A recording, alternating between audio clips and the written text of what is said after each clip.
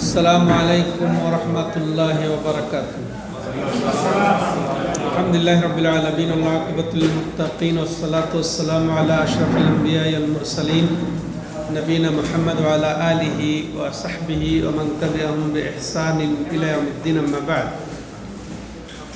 সম্মানিত দূরের ও কাছের দর্শক ও শ্রোতামণ্ডলী, আল্লাহ রাব্বুল আলামিনের অশেষ মেহেরবানিতে আজ 21শে মুহররম 1448 হিজরি মোতাবেক 6 জুলাই 2026 রোজ সোমবার রিয়াদস্থ বাথা ইসলামিক সেন্টার কর্তৃক আয়োজিত এই সেন্টার থেকে আপনাদেরকে শুভেচ্ছা জানিয়ে শুরু করতে যাচ্ছি আল্লামা ইমাম ইবনে কাইয়িম জাওজিয়া রাহিমাহুল্লাহ রচিত সুপ্রসিদ্ধ কিতাব জাদুল মাআদ ফি হাদি খাইরিল ইবাদ, অর্থাৎ নবী সাল্লাল্লাহু আলাইহি সাল্লামের তরিকা মোতাবেক পরকালের পাথেয় নামক গ্রন্থ থেকে আমাদের ধারাবাহিক আলোচনা। তো আমাদের শুরু হয়েছে কিতাবের সূচনা থেকে, আজকে তৃতীয় ক্লাস, তৃতীয় তো নাকি মনে আছে আপনাদের? দ্বিতীয় মনে হয়। তো নসবনামা, হ্যাঁ নসবনামা শুনলাম আমরা ইতিপূর্বে, আর ওয়াহির স্তরগুলো শুনলাম আগের গত সপ্তাহে নাকি, আর আজকে সেই দ্বিতীয় ক্লাস। তো দ্বিতীয় ক্লাসে যা থাকছে সেটা হচ্ছে নবুয়ত প্রাপ্তি। আমরা গত সপ্তাহে জন্ম থেকে নিয়ে প্রায় নবুয়ত পর্যন্ত পৌঁছেছিলাম। তো আজকে নবুয়ত প্রাপ্তি থেকে আমরা সামনে অগ্রসর হব। তার মধ্যে থাকবে সর্বপ্রথম তার প্রতি যা অবতীর্ণ হয়েছে সেগুলা। তো তার বয়স 40 বছর যখন হলো, তখন আল্লাহ রাব্বুল আলামিন তাকে সম্মানিত করলেন, নবুয়ত দান করে, তাই না? নবুয়ত দান করে। তো 40 বছর একটা পরিণত বয়স, একটা পরিণত বয়স। মানুষ 40 বছরে উপনীত হলে তার বিদ্যা বুদ্ধি পরিণত হয়, উল্টাপাল্টা করে না। এর আগে যুবক, তাই না, এদিক ওদিক হয়। কিন্তু এই জন্য দেখা গেছে, বলা আছে যে যত নবী রাসূল ইতিপূর্বেও এসেছেন তাদেরকে 40 বছরে আল্লাহ রাব্বুল আলামিন নবুয়ত দান করেছেন। ঠিক সেই ধারাবাহিকতায় নবী মুহাম্মদ সাল্লাল্লাহু আলাইহি সাল্লামকেও 40 বছরে নবুয়ত দান করেছেন। যদিও বলা হয় যে ঈসা আলাইহিস সালামকে যখন উঠিয়ে নেওয়া হয় তখন তার বয়স 33 বছর, কিন্তু এর বর্ণনাটা একেবারে এর থেকে সঠিক সূত্রে প্রমাণিত নাই। তো যাই হোক, এখন আসেন প্রথম নবী সাল্লাল্লাহু আলাইহি সাল্লাম যে নবী হবেন তার একটা পূর্বাভাস ছিল, স্বপ্ন, রুইয়া সালেহা, যেটা হাদিসে এসেছে। তো নবী সাল্লাল্লাহু আলাইহি সাল্লাম যা রাত্রে স্বপ্ন দেখতেন বা যা তিনি স্বপ্ন দেখতেন তা একেবারে সকালের একের শুভ্রতার মতো এটা প্রতিফলিত হয়ে যেত। প্রায় 6 মাস এই স্বপ্ন তার নবুয়তের একটা অংশ হিসেবে ধরা হয়েছে। এরপরে আল্লাহ রাব্বুল আলামিন তাকে দান করলেন এর পরবর্তী পর্যায়ে, যেটা আমরা গত সপ্তাহে ওয়াহিদ পর্যায়গুলোতে জেনেছি, তাকে নবুয়ত দান করলেন। তখন ছিলেন তিনি কোথায়? গারে হেরা গুহায়। হেরা গুহাতে তিনি অবস্থান করে ইবাদতে মগ্ন ছিলেন, নির্জনতায়।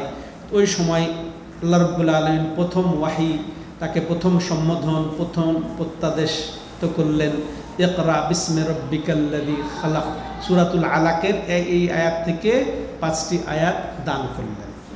তো এর মাধ্যমে তিনি নবুয়ত অর্জন করলেন, লাভ করলেন আল্লাহর পক্ষ থেকে। ইকরা বিসমি রাব্বিকাল্লাযী খালাক, হে নবী তুমি পড়ো তোমার সেই রবের নামে যিনি সৃষ্টি করেছেন।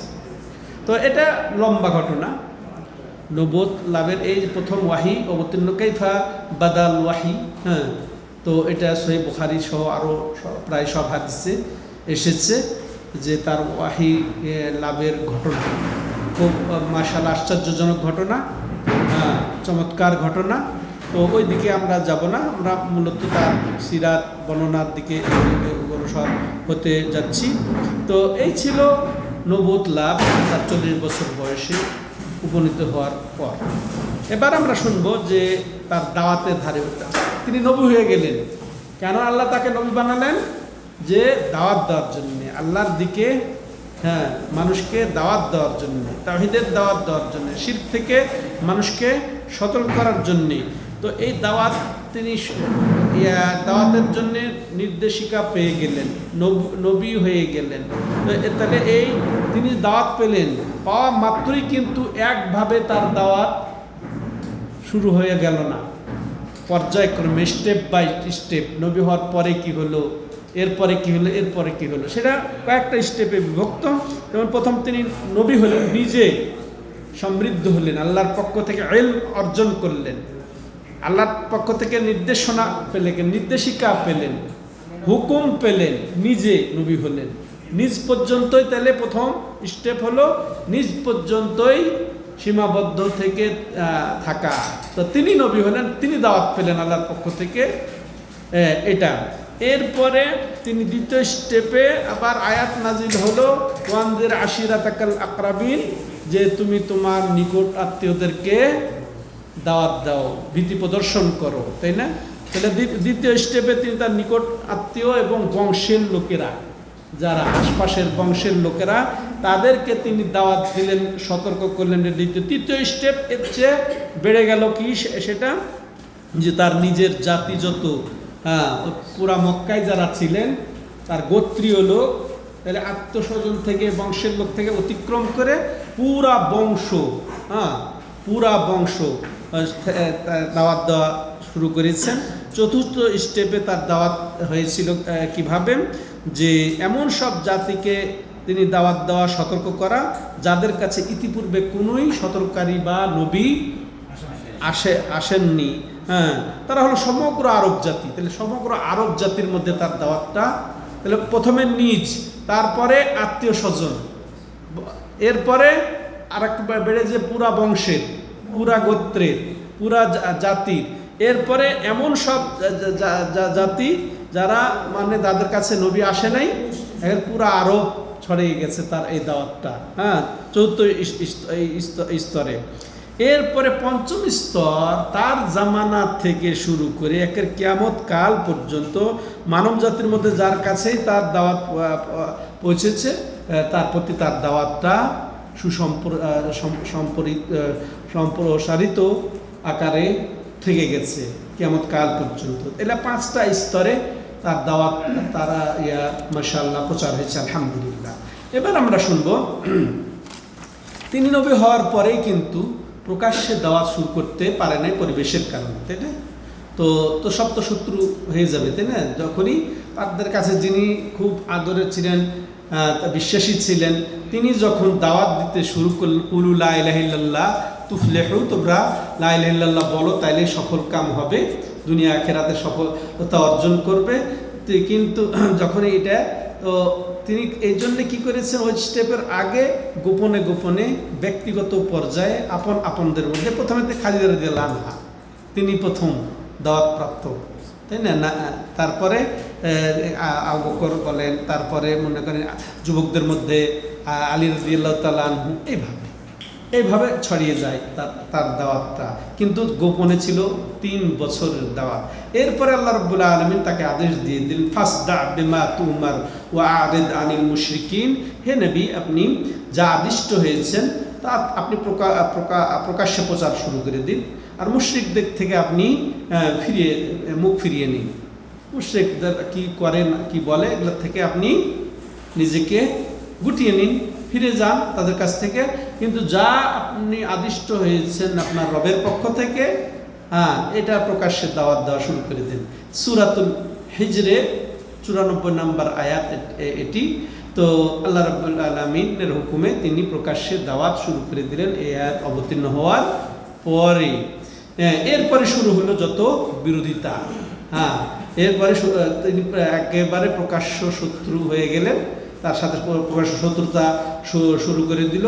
এরপরে তার প্রতি শুধু শত্রুতায় পোষণ নয়, নির্যাতন শুরু করে দিল, মানসিক কষ্ট, তাকে কবি বলা, তাকে পাগল বলা, তাকে জাদুকর বলা, বিভিন্নভাবে তাকে এই কষ্ট দেওয়া শুরু করে, মানসিক কষ্ট থেকে এমনকি শারীরিক কষ্ট দেওয়ারও তারা শুরু করেছিল।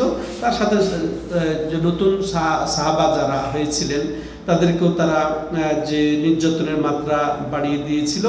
পরিশেষে আল্লাহর হুকুম হলো, আমরা জানি যে এটা আমরা সংক্ষিপ্ত জাদুল মাদ শুনছি, বিস্তারিত এটা সুযোগও নেই, আপনারা অত ধৈর্য ধরতে পারবেন না, অনেক লম্বা হয়ে যায়। 5 ভলিউম এটা, ফুল যেটা সেটা 5 ভলিউম, এটা 1 ভলিউমে সংকলন করা হয়েছে, সংক্ষিপ্ত করা হয়েছে, ওখান থেকে আবার আপনাদের জন্য সাজিয়ে নেওয়া হয়েছে।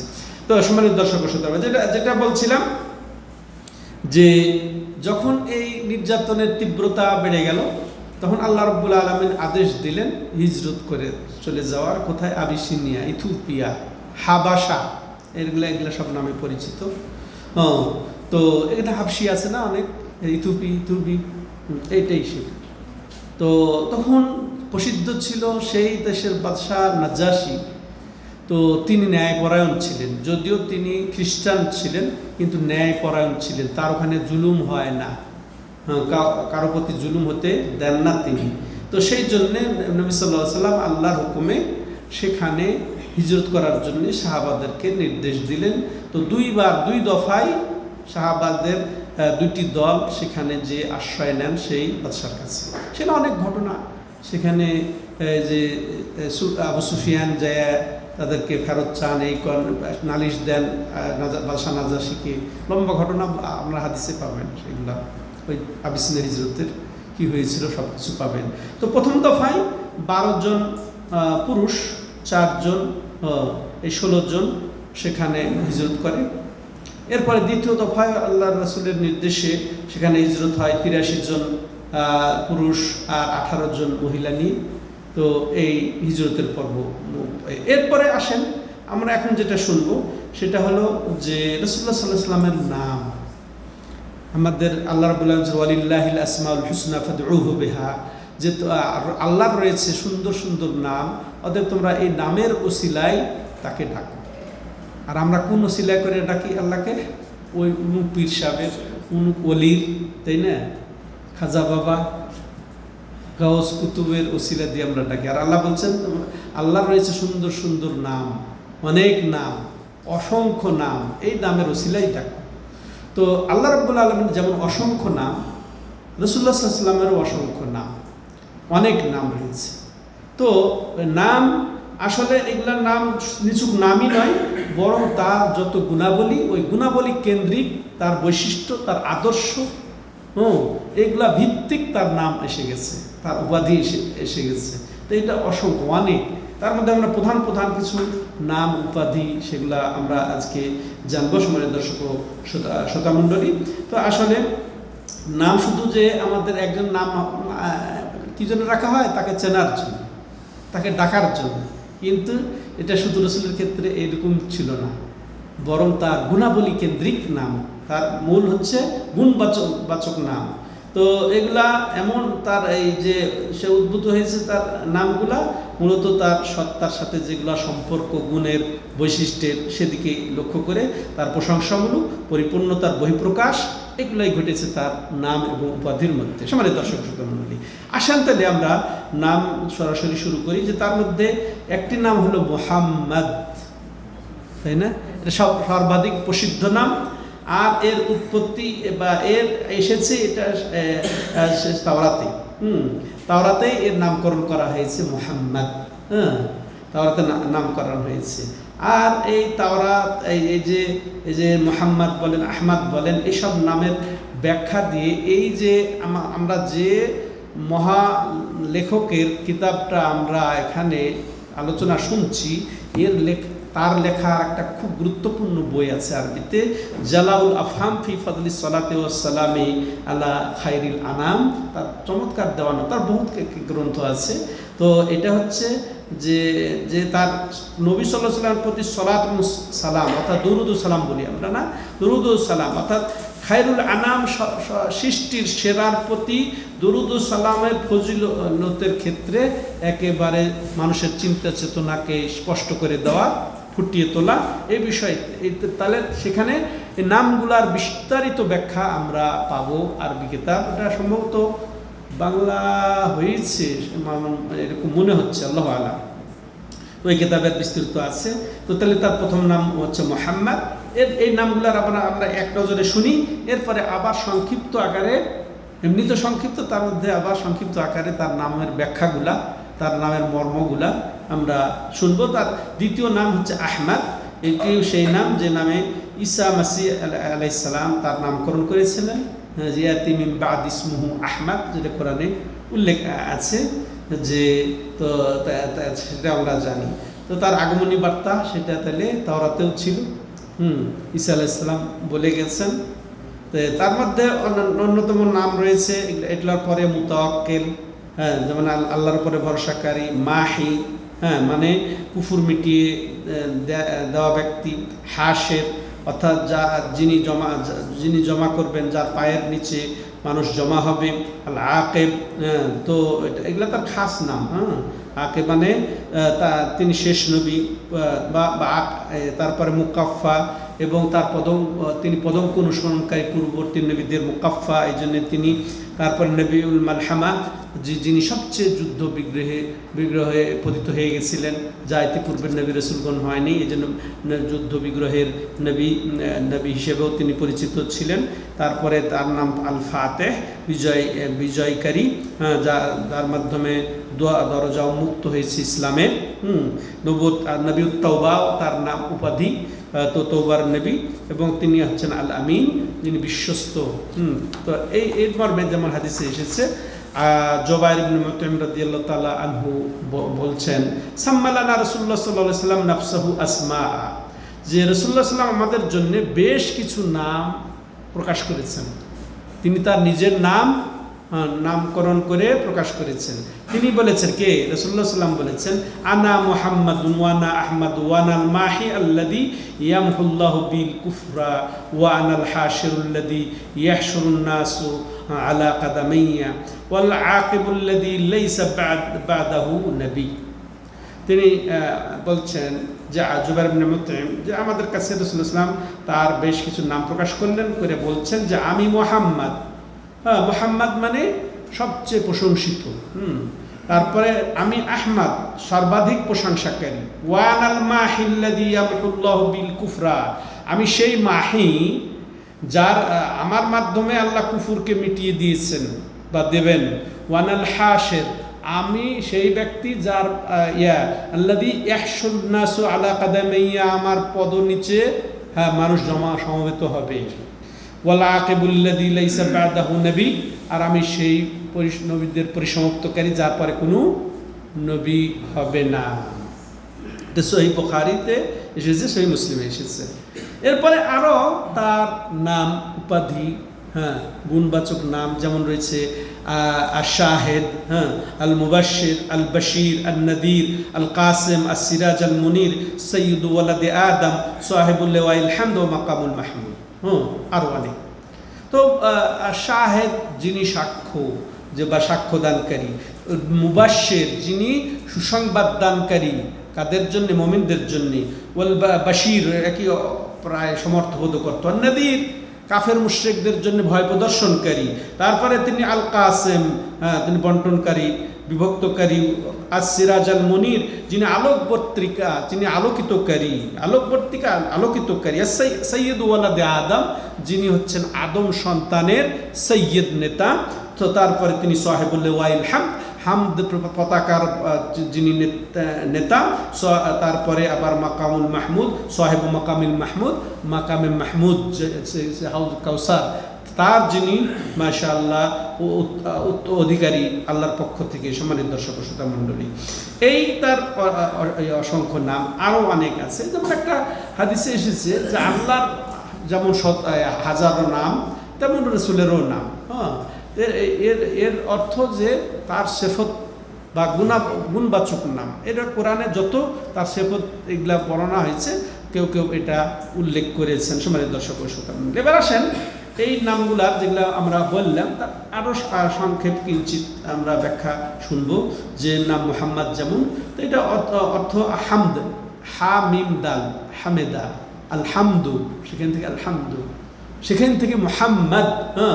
তা হামদ ক্রিয়ামূল থেকে এটা উৎপত্তি। যখন কারো মাঝে প্রশংসার গুণের আধিক্য থাকে তিনি হচ্ছেন মুহাম্মদ, আর তিনি হচ্ছেন আমাদের নবী সাল্লাল্লাহু আলাইহি ওয়াসাল্লাম। তো এর এই ক্রিয়ামূল থেকে আরও মাহমুদ শব্দটা এসেছে, কিন্তু মাহমুদের যে প্রশংসা বোঝায়, প্রশংসাকৃত ব্যক্তি মাহমুদ মানে, তার চেয়ে অনেক বেশি প্রশংসা মুহাম্মাদে, যার বেশি প্রশংসা করা হয়েছে। দেখেন একেবারে তার মনে করেন শৈশব থেকে যে এত প্রশংসা হয়েছে,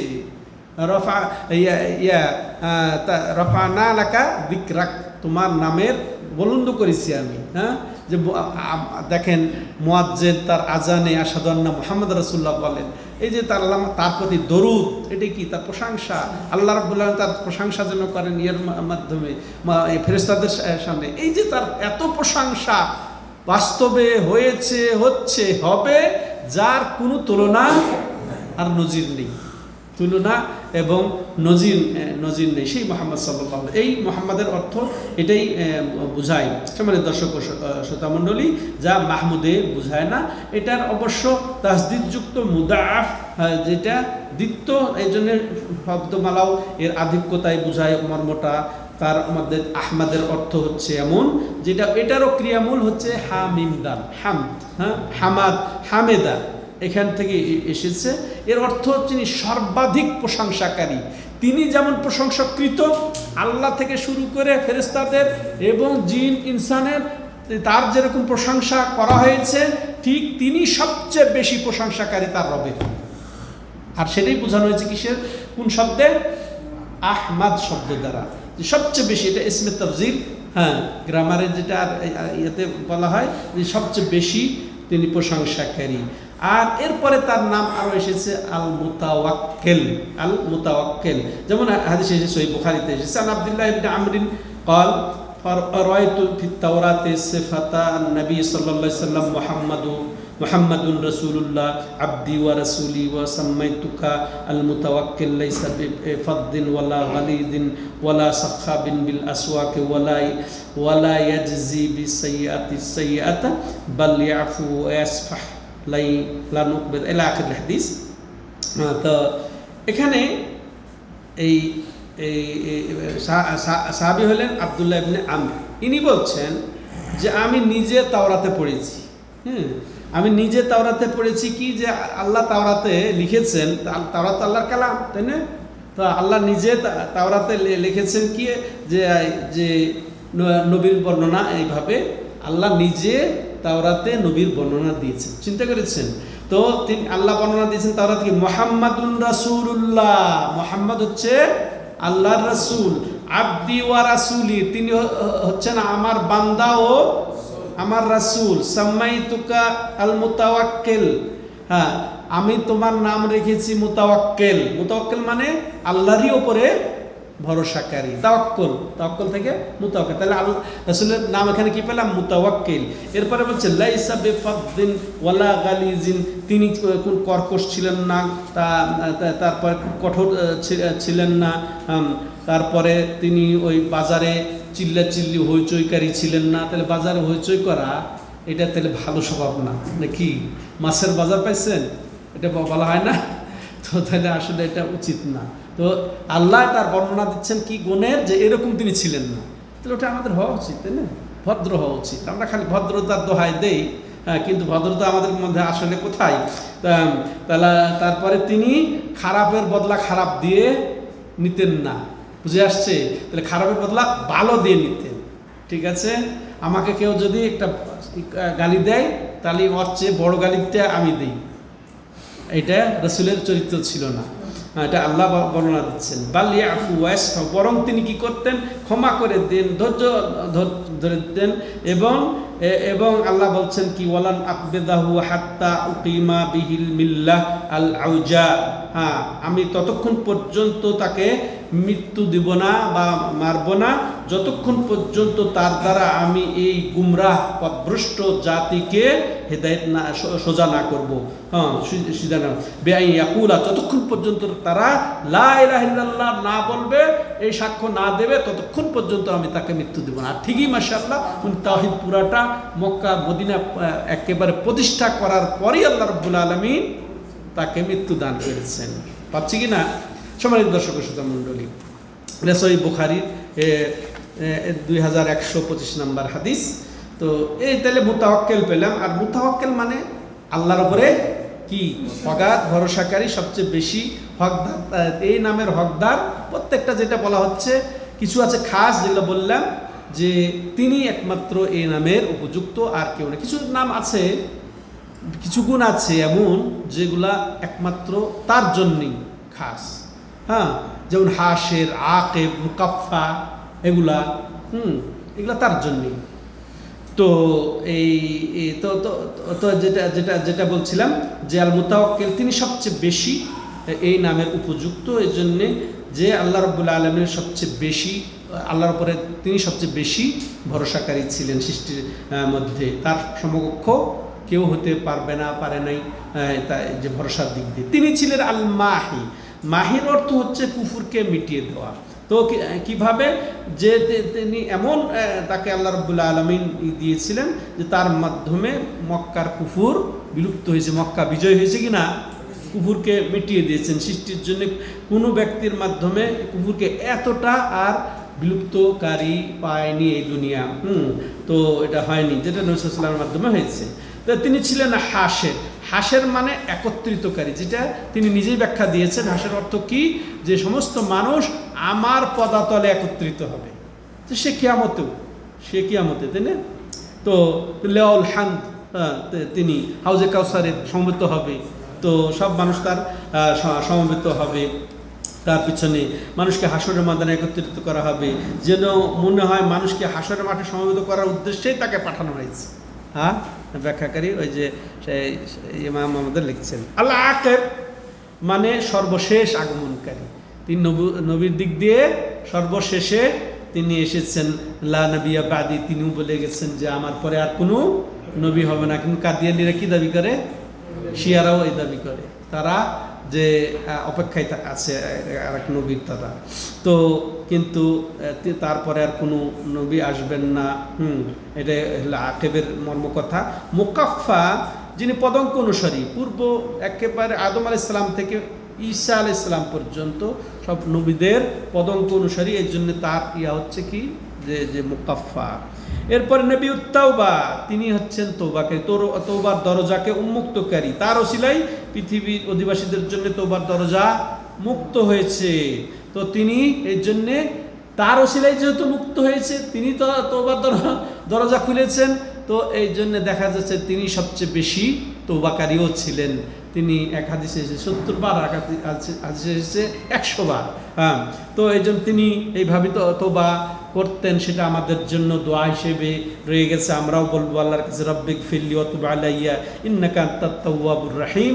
হ্যাঁ, তিরমিজিতে হাদিসটি এসেছে, রব্বিক ফিরলি ওয়া তুব আলাইয়া ইন্নাকা আনতাত তাওয়াবুর রহিম, রব্বিক ফিরলি ওয়া তুব আলাইয়া ইন্নাকা আনতাত তাওয়াবুর রহিম। এই রব্বিক ফিরলি, হে আল্লাহ তুমি আমাকে ক্ষমা করে দাও, ওয়া তুব আলাইয়া, এবং তুমি আমার তওবা কবুল করো, ইন্নাকা আনতাত তাওয়াবুর রহিম, কেননা তুমি মহা তওবা কবুলকারী এবং দয়ালু। তোমার দর্শক শ্রোতা মণ্ডলী, তো ফলে আল্লাহ তাদের এমন এক তওবা নসিব করেছেন, হ্যাঁ, যে তার পূর্বে পৃথিবীর আর কোনো জাতির ইতিহাসে এরকম তওবা নজির ঘটেনি। আর তিনি ছিলেন আল ফাতেহ, হ্যাঁ, দ্বার উন্মোচনকারী। তিনি হলেন সেই সত্তা যার মাধ্যমে আল্লাহ তাআলা হেদায়েতের দরজা উন্মুক্ত করে দিয়েছেন, খুলে দিয়েছেন, এবং তার ওসিলায় যে অন্ধ চোখ পেয়েছে, তাই না, মানে হেদায়েতের অন্ধ, হ্যাঁ, বধির, হেদায়েত সম্পর্কে কিছুই জানতো না, শুনতো না, তো কান পেয়েছে, মোহরঙ্কিত অন্তরসমূহ, হৃদয় ছিল একের বদ্ধ, হ্যাঁ, হৃদয়ে কোনো হেদায়েত ভালো কথা ঢুকতো না। তো তার মাধ্যমে আল্লাহ রাব্বুল আলামিন অন্তরকেও খুলে দিয়েছে কাফের মুশরিকের, তাই না? তো এই জন্য তাকে বলা হয় কি আল ফাতেহ। আর পরিশেষে যে নামটি বলবো আল আমিন। হ্যাঁ, আমিন এটা উপাধিকার। ওই যে কাফের মুশরিক তার বংশের সবার কাছে তিনি এই নামে ভূষিত ছিলেন। হ্যাঁ, তারা বেশি করে এইভাবে ডাকতো তাকে। যখন তিনি বললেন লা ইলাহা ইল্লাল্লাহ বলো, হ্যাঁ, তাহলে সফল কাম হবে।